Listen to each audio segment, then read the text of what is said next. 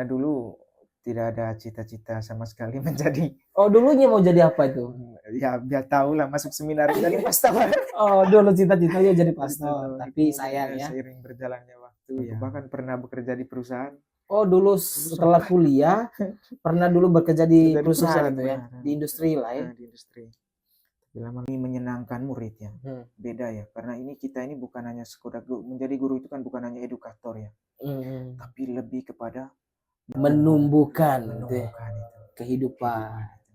Maka guru itu Banyak kendati pun kebaikan, kecil, musik tanah yang memberikan segala sesuatu itu bisa bertumbuh dan berbuah dari manapun. Mungkin kelihatan kecil, tapi orang lihat hanya daun ini keren, tapi mereka lupa dari mana ini.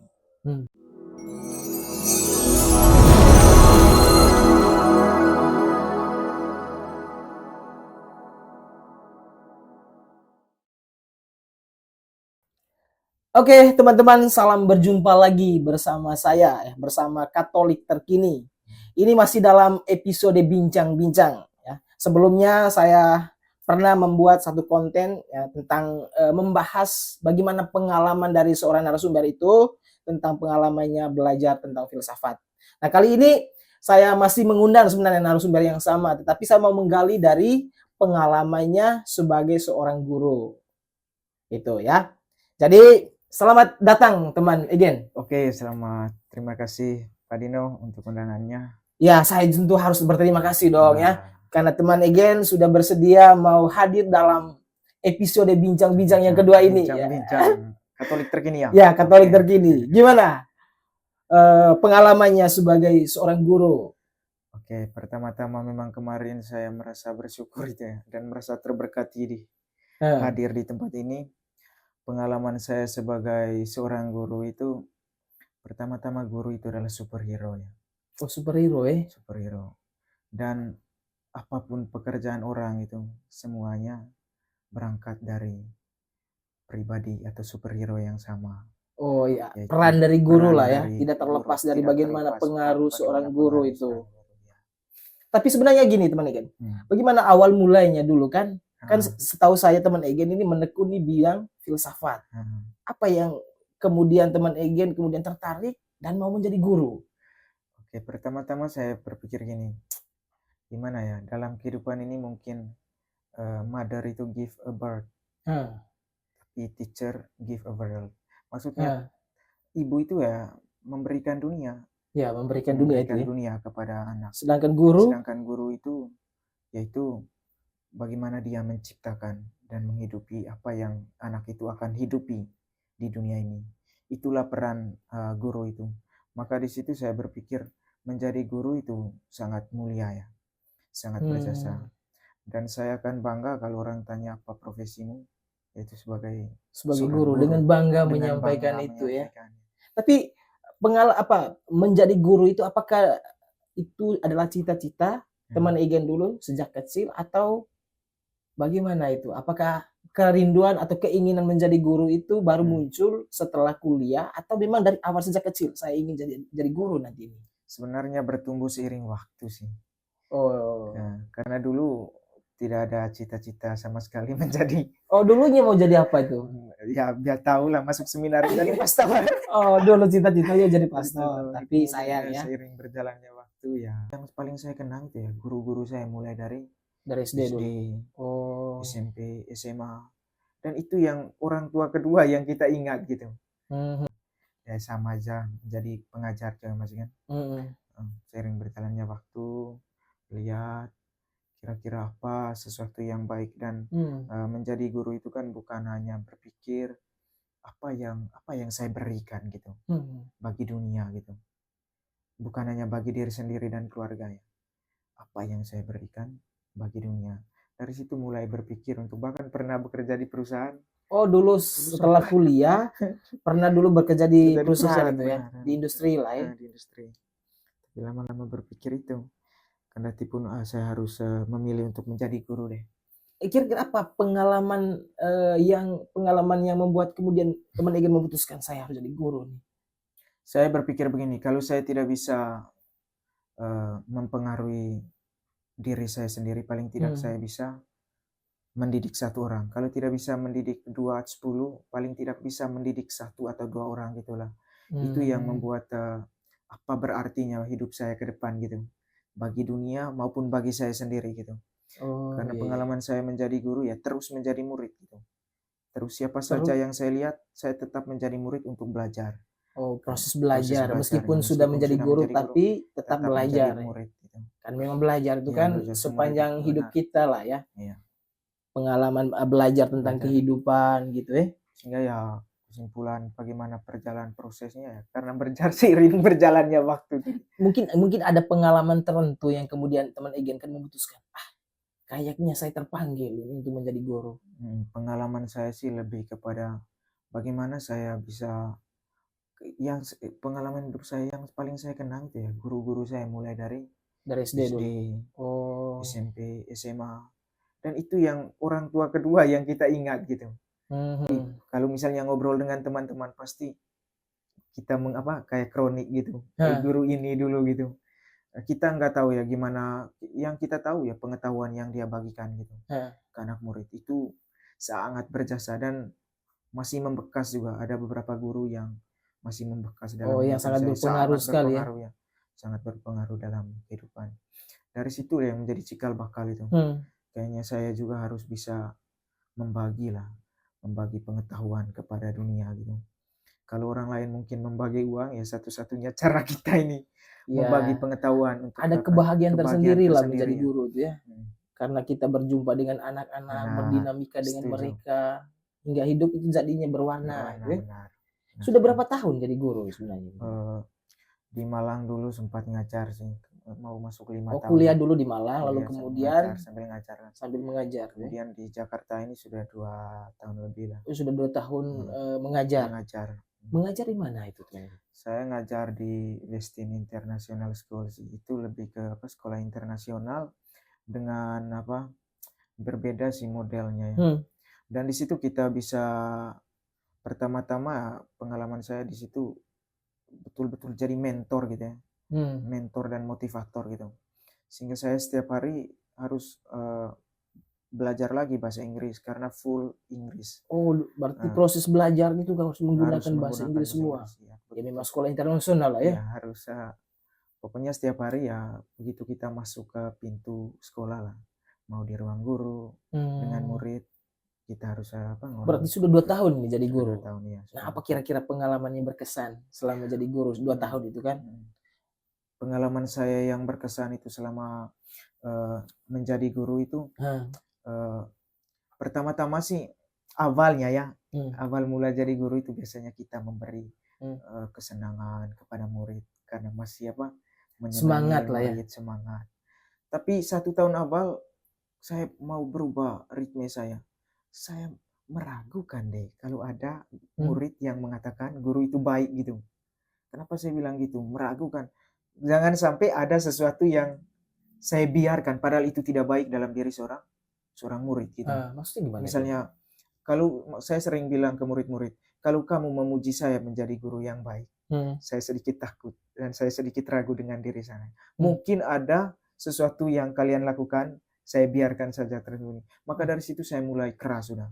Karena betul-betul kita bisa mendidik anak-anak ini, bukan membiarkan mereka gitu. Pokoknya kalau mereka salah, biarkan aja deh supaya baik gitu. Ya kadang juga kata teman Egen, kita sebagai guru juga itu mengalami dilema itu kan. Apalagi konteks sekarang gitu ya. Dimana guru itu selalu dibatasi oleh aturan-aturan itu kan. Apalagi memang kita tidak memungkiri banyak kasus yang terjadi ya. Yang dilakukan oleh guru terhadap murid itu. Tapi aturan-aturan itu kesan saya juga, karena saya juga sebagai guru lah ya. Kesan saya juga semacam guru juga mikir-mikir untuk menegakkan aturan itu dengan baik, gitu kan? Karena takutnya kita nanti akan jatuh pada kekerasan. Ya, orang tua kan seringkali gitu ya. Kita mau tegakkan aturan, tetapi orang tua terlalu sayang dengan anaknya sampai lupa itu tadi. Benar. Pendidikan itu. Satu-satu prinsipnya saya ya memang lembut dalam cara tapi tetap keras dalam prinsipnya. Karena saya ini membina manusia gitu. Saya tidak mau demi menyenangkan murid ya. Beda ya, karena kita ini bukan hanya sekedar menjadi guru itu kan bukan hanya edukator ya, tapi lebih kepada menginspirasi dan mau membuat murid itu berubah gitu. Itu sehingga saya waktu abal-abal memang banyak murid yang misalnya baik apa lembut kadang, tapi setelah itu saya evaluasi lagi apa sih, apakah memang betul-betul saya baik. Misal saya dulu misalnya top itu ya, top di lembaga pendidikan, saya ragukan kalau ada anak seminari yang bilang Frater top itu baik.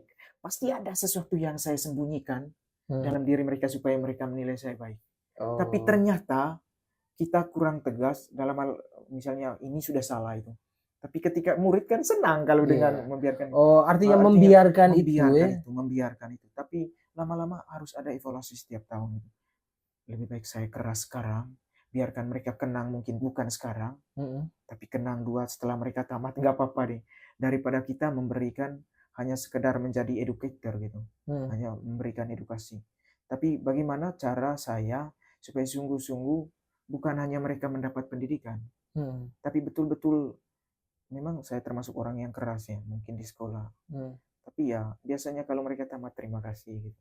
Mungkin waktu ngajarnya terkesan itu. Mungkin itu tantangan dalam bagaimana kita melakukan pendekatan kepada anak-anak kan. Apalagi kan kalau kita melihat sekarang kan karakter anak kan berbeda-beda. Mereka senang sekali kalau yang lembut. Biarkan mereka apa gitu ribut, guru baik apa.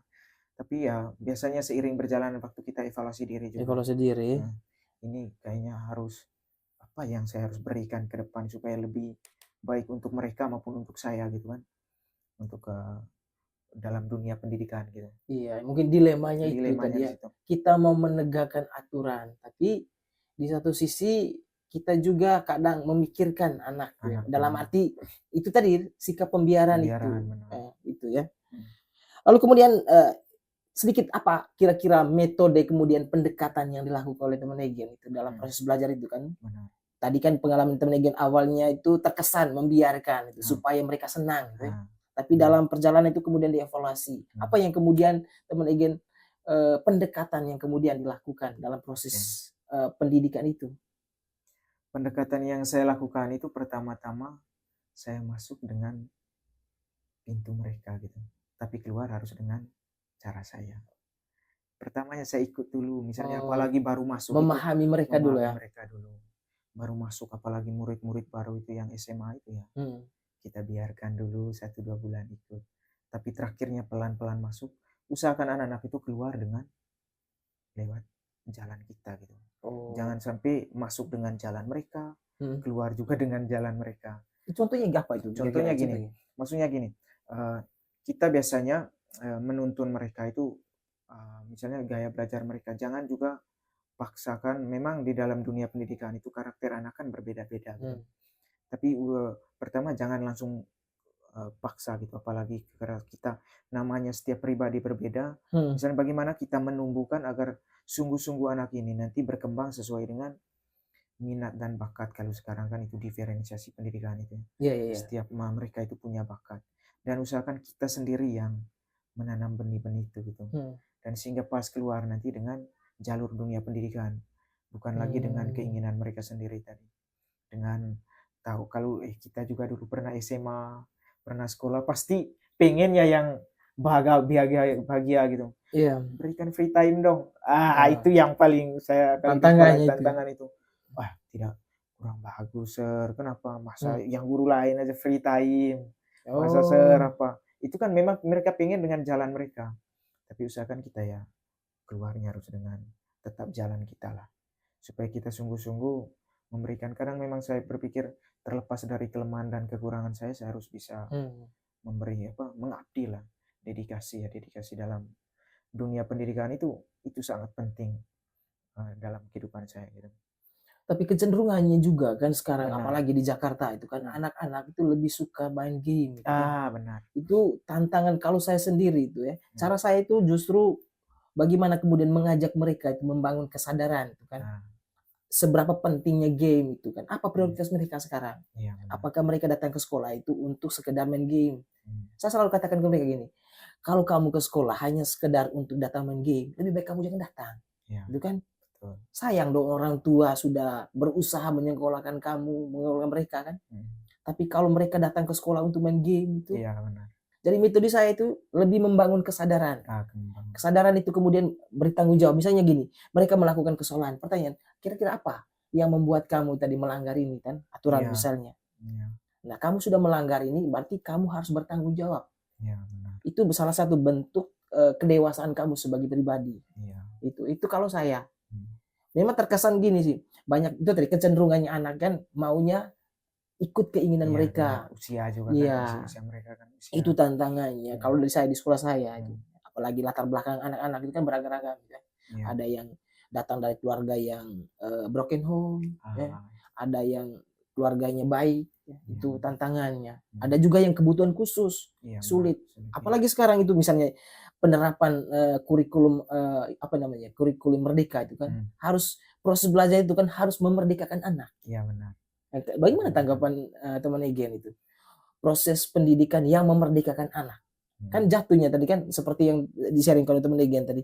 Kita sering kali gini, cenderung kita ingin memerdekakan anak, tapi jatuhnya pada pembiaran tadi. Iya, benar. Nah, itu gimana menurut teman Egen itu? Intinya kita kan di situ sebagai seorang orang tua ya. Ya kurang lebih kita wasit gitu ya. Kalau di luar garis kita tiup udah peluit. Tapi beri mereka bermain dulu. Selayaknya seorang pemain gitu. Kadang orang tua biarkan mereka jatuh dulu. Biar. Pokoknya kita kalau misalnya jangan di luar off kan. Mulai sebentar ya. Kita yang mengendalikan gitu. Tapi jangan juga terlalu mengekang. Makanya kurikulum merdeka kan biarkan kurang lebih kalau dunia pendidikan seperti lapangan bola. Biarkan mereka Ronaldo, mereka Messi bermain. Tapi kalau sudah off di luar garis, kita berani tiup gitu. Supaya kita kembali mengontrol. Biarkan mereka, ayo kembali lagi, ini dunia pendidikan yang baik. Kalau sudah off gitu. Tapi kalau bila perlu sebagai seorang tua ya, kalau mereka jatuh, biarkan. Mungkin dari situ mereka belajar dari kesalahan. Kadang pembelajaran itu kan dari kesalahan pertama mereka bisa belajar jadi orang baik itu. Biarkan mereka betul-betul sungguh-sungguh. Itu tadi kembali lagi tadi kan pendidikan kurikulum merdeka itu kan harus proses pendidikan itu harus memerdekakan anak.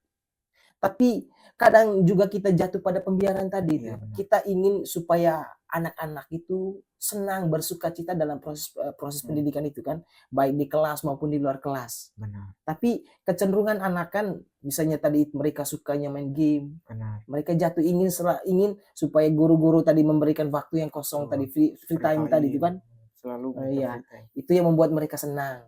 Tapi sebenarnya bukan itu tujuan utama dari pendidikan itu kan. Benar. Nah, bagaimana tanggapan teman Egen? Ya, kembali lagi ke paling tidak kita harus tahu memang tujuan dari pendidikan akarnya ya. Tapi di satu sisi tadi saya bilang ya kurang lebih kita selain sebagai guru di situ ya orang tua tadi. Artinya kita jangan juga terlalu mengekang. Bolehlah pendidikan harus membahagiakan itu penting. Penting artinya edukasi sambil game. Kadang misalnya saya itu ada misalnya saya masuk kelas tuh lebih ke kalau sudah ngajar biasanya 30 menit, setelah itu buat kelompok, setelah itu game, biar mereka suka cita gitu kan, supaya jangan terlalu dinamika gitu di kelas. Kemudian kadang lempar, saya buat 2 grup, diskusi. Gitu ya. Kemudian ada permainan di dalam. Buat kelas itu sungguh-sungguh mereka menciptakan suasana gitu ya, ciptakan climate atau suasana kelas itu dengan senyaman mungkin sehingga mereka menikmati belajar. Gitu. Karena saya dulu kan pengalaman kita kan pernah menjadi murid juga ya. Ada guru yang misalnya gitu ngajar baca terus jenuh. Iya, selama 2 jam dari pagi sampai bosan juga kalau begitu ya. Kalau kita terus yang berbicara kan ya karena memang sistem pendidikan dulu ya gitu harus dengar gitu. Kita sumber ya kita waktu SMA dulu ada guru gitu kan. Pokoknya kita sungguh-sungguh tong kosong gitu. Kelas kosong dengar gitu 2 jam. Ternyata di kurikulum merdeka ini kadang kita banyak belajar hal-hal yang baru dari murid juga. Benar. Misalnya di kurikulum mereka kadang kita buka sharing. Murid-murid saya itu penghasilan mereka bahkan lebih besar dari kita para guru.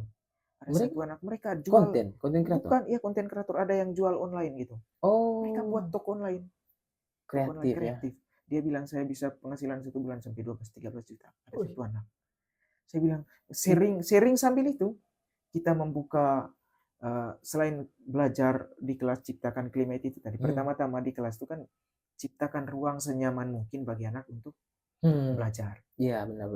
Ciptakan ruang dan jangan menciptakan sebuah kelas yang baik itu kelas yang tenang nih, bukan. Tapi kurikulum mereka itu kurikulum yang memberikan memang kita tahu misalnya 30 menit itu materi lah. Setelah itu diskusi game, ya. Setelah dinamika game itu mungkin ada animasi, buat gerakan-gerakan, setelah itu baru break.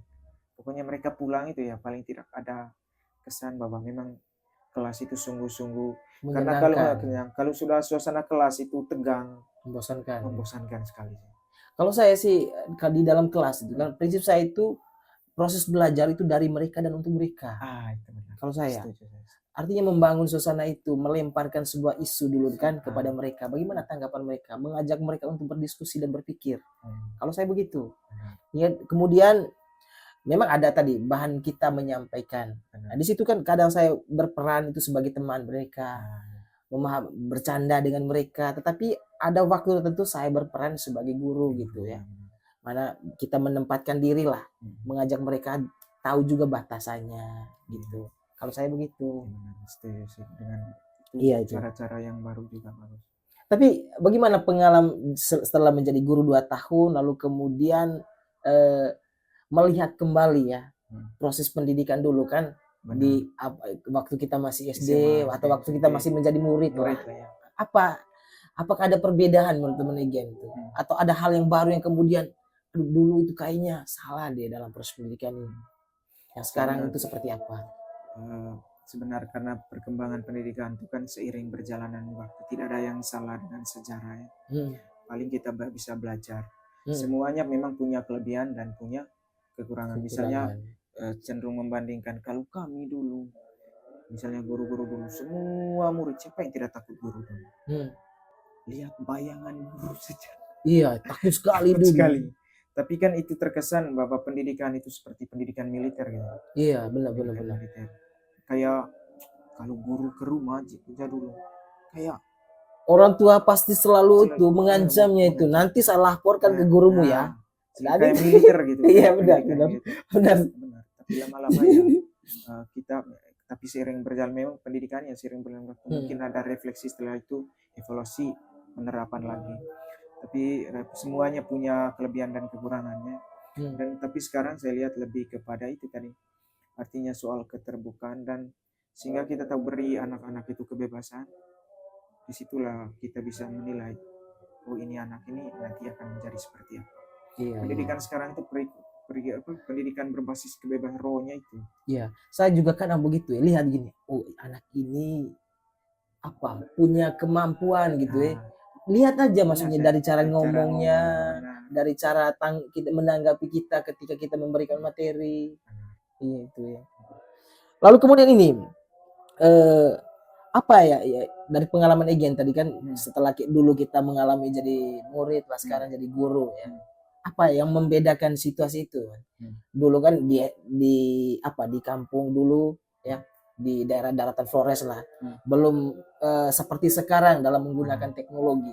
Apakah teman Egen mengalami tantangan justru menjadi peluang ya dalam membantu kita dalam proses memberikan materi kepada anak-anak? Ya, kalau saya lihat sih memang beda ya. Kalau pendidikan sekarang apalagi di Jakarta itu betul-betul penerapan prinsip Tuturian Dayani itu ya. Artinya kita datang tepat waktu, kemudian penerapan teknologi juga sangat membantu itu ya. Sangat membantu, terutama di situ memang pendidikan memang sekarang harus berbasis teknologi. Kita tidak bisa kembali lagi ke pendidikan konvensional itu kan. Sekarang ya harus semuanya lebih kepada saya. Biasanya kalau saya tidak tahu, saya beritahu mereka. Nanti saya akan searching. Tapi saya saat ngajar saya nggak bawa handphone apa segala macam. Kadang juga saya biasa umumnya pada saat ngajar lebih ke ajak diskusi gitu. Tapi saya ngajak mereka sungguh-sungguh memanfaatkan teknologi itu. Ada saat tertentu saya pakai presentasi gitu. Itu. Dan pendidikan di Jakarta itu sangat apa ya, saya belajar banyak lah terutama di sini. Makanya kadang-kadang di sini orang bilang dunia pendidikan sama dengan perusahaan, tapi itu juga sangat membantu. Membantu mendisiplinkan diri, kemudian membantu, oh ini namanya dunia pendidikan. Dunia pendidikan artinya tidak ada pikir gini bahwa saya guru berarti saya raja. Ya datang tepat waktu, kemudian manfaatkan teknologi, memberikan pendidikan itu melalui teladan hidup ya. Teladan guru datang tepat waktu, disiplin tadi itu ya, benar-benar. Ya benar juga sih itu ya. Kita merasa waduh kayaknya bayangkan kalau pendidikan di daerah kita penerapannya seperti di sini, sungguh-sungguh membantu lah, sungguh-sungguh maju lah ya. Apalagi perkembangan teknologi itu sangat membantu sekali sekarang ya. Jadi guru itu bukan lagi menggurui menurut saya sih. Harus bisa mengarahkan mereka kemudian belajar itu jangan hanya mengacu pada materi yang diberikan oleh guru, tapi membuka ruang kepada mereka. Kalian bisa baca banyak hal dari Google, internet, tinggal bagaimana mereka menggunakan itu. Karena dari pengalaman saya, anak-anak itu seringkali belajarnya itu hanya mengacu pada materi yang diberikan oleh gurunya. Pada saya selalu ingatin mereka, kalian itu belajar banyak sarana sekarang itu yang mempermudah kita. Lalu kemudian saya membandingkan, kalau dulu kami itu sangat terbatas dengan akses informasi itu kan. Dulu kan kita hanya mengacu pada buku itu ya. Kalau sekarang itu internet ya, dalam detik itu, hitungan detik itu kita dapat informasi. Tapi jatuhnya tadi karena kemudahan itu anak-anak cenderungnya larinya ke game tadi, kesenangan itu, tidak bisa mengontrol diri dengan baik. Enggak, kembali lagi tadi itu mereka hanya belajar pada materi yang diberikan oleh gurunya. Itu tantangan sih kalau menurut saya ya, dalam menghadapi anak-anak zaman sekarang itu, aduh, generasi alfa itu memang. Iya. Dan yang paling penting menurut saya teman, kita tahu menurut teman Egen ya, kalau menurut saya itu hal yang paling mendasar dalam pendidikan itu pembentukan karakter. Iya, setuju.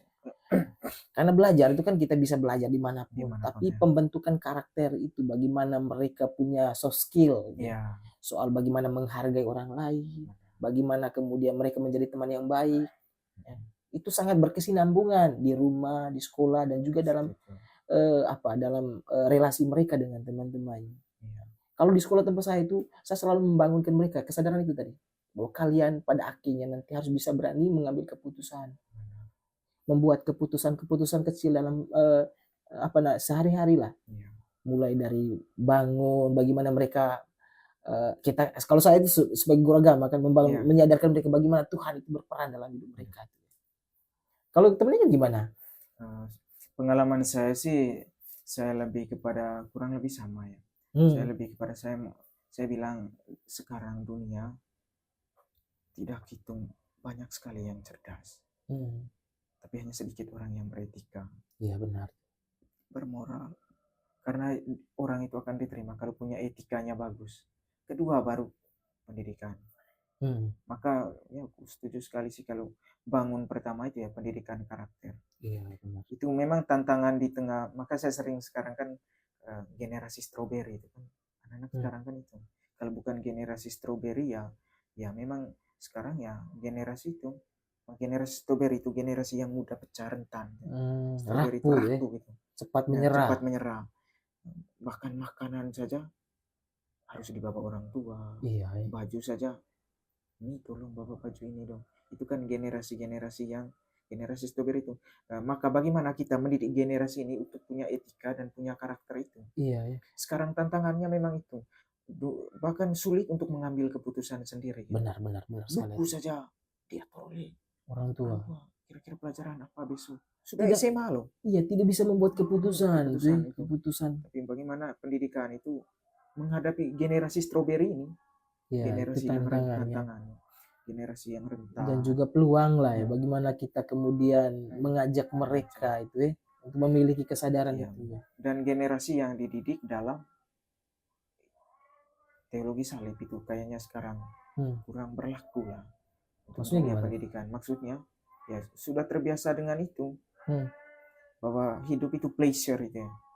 Pleasure itu waktu untuk bermain, kesenangan-kenangan, leisure time itu. Maka sedikit-sedikit free time dong.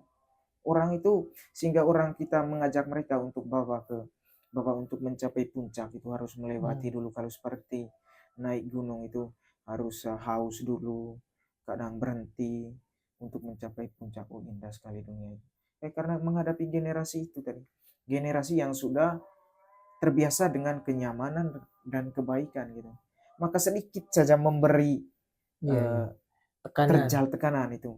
Makanya generasi strawberry itu kan generasi yang kalau ada masalah cepat bunuh diri. Iya, banyak sekali kejadian itu. Itu memprihatinkan menurut saya sih. Karena mereka tidak terbiasa dengan persoalan. Iya, sangat beda sekali Beda pembentukan sekali. dulu itu kan. Kalau saya sendiri sih pengalaman itu sangat apa ya? Kalau dulu kan kita itu sangat menghargai guru, sangat menghargai sosok guru itu ya. Kalau sekarang tuh, aduh, anak-anak itu memprihatinkan bagi saya sih. Anak-anak sudah tidak lagi menghargai guru ya, kata-katanya juga tidak bisa membedakan mana kata-kata yang seharusnya saya menyapa teman dan juga dengan guru sama aja. Itu prihatin bagi saya sih. Tapi pendidikan sebenarnya tidak hanya mengacu pada lembaga pendidikan di sekolah, tapi harus kerjasama juga dengan orang tua sebenarnya. Karena orang tua sekarang juga kadang juga berpikir ya, anak saya juga sekolah ya, tanggung jawabnya di sekolah. Itu sebenarnya harus disadari itu oleh para orang tua juga ya. Nah itu ya kurang lebih. Lalu kemudian kira-kira apa yang membuat teman Egen sampai sekarang itu masih semangat untuk menjadi guru ya? Ya karena memang seperti saya bilang tadi ya, karena ini bukan hanya sekedar profesi ya, tapi passion juga sih. Oh passion, iya ya. Kalau kita menjadi guru itu hanya untuk mengejar profesinya, tapi lebih ke kalau sudah menjadi passion, berarti itu sudah menjadi darah lah ya, menyatu dengan kita ya. Kalau orang bilang DNA kita sebagai guru itu ya passionate itunya. Kalau DNA-nya para bisnis memang selalu berpikir tentang uang, lah ya. Itu DNA kita, darah kita memang mengalir. Kira-kira saya mau beri apa untuk generasi kan, menciptakan. Maka orang yang paling dikenal dalam dunia itu ya, kita tidak tahu rumahnya Aristoteles itu seperti apa. Platon. Tapi kita hanya bisa tahu, oh dia sudah mewarisi pendidikan gitu. Iya, mewarisi gagasan. Apalagi misalnya Om Dino kemarin cetak buku. Orang tidak tahu. Kalau yang tahu pernah ketemu, paling orang kenal pas baca puisinya, baca bukunya. Mungkin ada 1-2 kalimat, kadang itu yang kita tidak sadar menggugah orang. Gitu. Iya benar. Saya juga percaya itu ya. Padahal hal yang kecil yang menurut kita biasa aja, tapi bagi orang lain itu sangat berkesan. Ya benar. Mereka jadikan pedoman kita. Itu artinya di situ kan saya sih pengen itu tadi, mewarisi kekayaan terbesar dalam hidup ini adalah mewarisi pengetahuan. Suatu saat kita akan pergi. Kan everything itu comes and go ya. Iya. Datang dan pergi, datang dan berlalu. Tapi yang tidak akan pernah hilang itu kenangan itu ya. Warisan berharga pengetahuan. Warisan berharga. Kalau kita tidak punya anak dan tidak punya pohon, buku. Iya, dan pengetahuan. Itu saja yang orang nanti, misalnya buku yang sampai sebelum Masehi pun kita baca. Sampai sekarang kutip, sedikit-sedikit kutip. Kita nggak tahu seperti apa orang ini dulu. Oh, itu yang kemudian tadi teman Egen akhirnya tetap semangat menjadi guru. Kalau saya apa ya? Menjadi guru itu menyenangkan. Kalau saya menyenangkannya kita bisa berjumpa dengan banyak anak, ya. Kita belajar, kan itu tadi seperti yang kita menegin. Menjadi guru tidak hanya kita membagikan ya pengetahuan kita miliki, tapi juga kita belajar dengan mereka. Jadi hidupnya berwarna itu ya. Satu kebahagiaan saya ketika misalnya anak ini ya bisa melakukan sesuatu, itu menjadi kepuasan bagi saya. Memahami materi yang saya berikan dan dia juga bisa misalnya membahasakannya itu dengan baik atau menghidupi, satu kebahagiaan tersendiri menurut saya itu. Lalu kemudian ini kira-kira apa yang ingin teman Egen sampaikan kepada teman-teman guru lah ya, yang di luar sananya mungkin nanti nonton konten kita ini ya, apa kira-kira pesan bagi teman-teman guru yang juga menekuni dunia pendidikan ini? Oke, untuk teman-teman guru sekalian, pesan dan kesan saya yang itu bagi kita semua dimanapun kita berada. Pertama harus bangga menjadi guru. Dan kita ini adalah superhero seperti saya katakan abang tadi. Superhero. Tidak perlu menjadi pahlawan, itu tidak harus, atau tidak, kalau dulu kan harus bertumpah-tumpah darah untuk menjadi pahlawan. Sekarang jadi pahlawan putih lah. bagilah pengetahuan kita ke anak-anak didik sehingga generasi kita nanti sungguh-sungguh menjadi generasi yang gemilangnya, generasi yang baik. Dan mother of education itu kurang lebih itu ya kerendahan hati. Oh ya, guru itu harus memiliki kerendahan hati itu ya. Dan jangan ada dalam prinsip apa saya tahu segalanya. Iya, itu penting tuh. Harus menjadi teman bagi murid kita ya. Saya selalu belajar dari saya itu di sekolah kami kan ada, apalagi semangat sekolah kami itu kan be brother for all, menjadi saudara bagi semua. Membangun itu, lalu kemudian ya dengan kata-kata kita, dengan sapaan kita, dengan tindakan kita, itu hal yang paling menyenangkan bagi saya itu, semangat persaudaraan itu, membangun apalagi latar belakang anak-anak di sekolah di Jakarta itu kan latar belakang budayanya berbeda, beragam, lalu agamanya juga berbeda. Itu maka pesan tadi apa ya, pesannya tadi untuk teman-teman? Mother of education is humility. Ibu dari pengetahuan itu adalah kerendahan hati. Kerendahan hati ya. Memiliki kerendahan hati sebagai guru ya. Orang yang rendah hati itu ibarat tanah itu orang injak dia diam. Kalau kulit pisang itu orang buang, dia tidak apa? Mirip, karena humility itu kan bahasa Latin mirip humus. Tanah. Orang rendah hati itu harus menjadi seperti tanah. Seperti tanah, diam aja gitu. Oke, sungguh-sungguh dari tanah itulah yang membuat segala sesuatu itu menumbuhkan itu kehidupan. Maka guru itu banyak kebaikan tanah yang memberikan segala sesuatu itu bisa bertumbuh dan berbuah dari manapun. Mungkin kelihatan kecil, tapi orang lihat hanya daun ini keren, tapi mereka lupa dari mana ini tumbuhnya ini barang. Orang cenderung gemilang melihat hasilnya. Lupa memikirkan tanah di bawah ini, tanah yang memberikan. Kadang-kadang memang itu kita sebagai guru, tanah humus itu terima kata dia saya bilang mother of education itu tanah kerendahan hati guru community tadi. Suatu saat mungkin kita paling kalau murid juga berhasil, yang orang lihat di atasnya. Iya. Hanya orang tertentu yang refleksi sampai ke. Iya benar. Kadang orang tidak mikir dia dulu dididik oleh siapa. Sampai misalnya lihat, pokoknya kalau kita lihat pohon-pohon yang indah atau apel, buahnya. Orang kadang lupa tanah yang subur inilah yang membuat apel itu sehingga berbuah. Maka saya bilang, spiritualitas itu. Oke, mother of education, mother of teacher itu adalah kerendahan hati, humility. Terakhir nih teman Egen, teman Egen itu sebagai guru ingin dikenang oleh muridnya sebagai apa? Saya sih saya pengen dikenang oleh murid itu, misalnya membuat mereka itu sampai pada akhirnya mengatakan mereka say thank you dan pada akhirnya buah dari thank you itu membantu mereka suatu saat nanti untuk terus mengatakan terima kasih, kemudian mengatakan maaf juga. Buah dari pendidikan itu ungkapan maaf, ungkapan terima kasih, dan ungkapan selalu bersyukur itu. Kurang lebih 3 kata itu memang sangat mudah diucapkan, tapi sungguh-sungguh sulit. Dan thank you-nya paling tidak, itu saya bilang, saya waktu evaluasi terakhir itu lebih baik keras, memang nggak apa-apa. Sehingga pada suatu saat nanti mereka bilang, thank you sir, sudah mendidik kami. Saya selalu membangunkan kesadaran kepada anak-anak. Masa depan itu tergantung padamu. Sekarang, setiap keputusan yang kamu buat hari ini sangat menentukan kamu di masa depan. Itu yang saya selalu katakan. Kenapa? Kadang kan mereka itu lupa tadi memikirkan masa yang masih hidup dengan orang tua, masih bergantung. Tidak perlulah memikirkan itu ke depan dulu. Memikir dulu hari ini. Jadi membangunkan kesadaran itu untuk membuat keputusan-keputusan kecil itu. Ya. Itu ya. Baik, terima kasih teman Egen ya. Oke, terima untuk kasih. Episode yang kedua ini ya, dalam episode bincang-bincang Katolik terkini ya.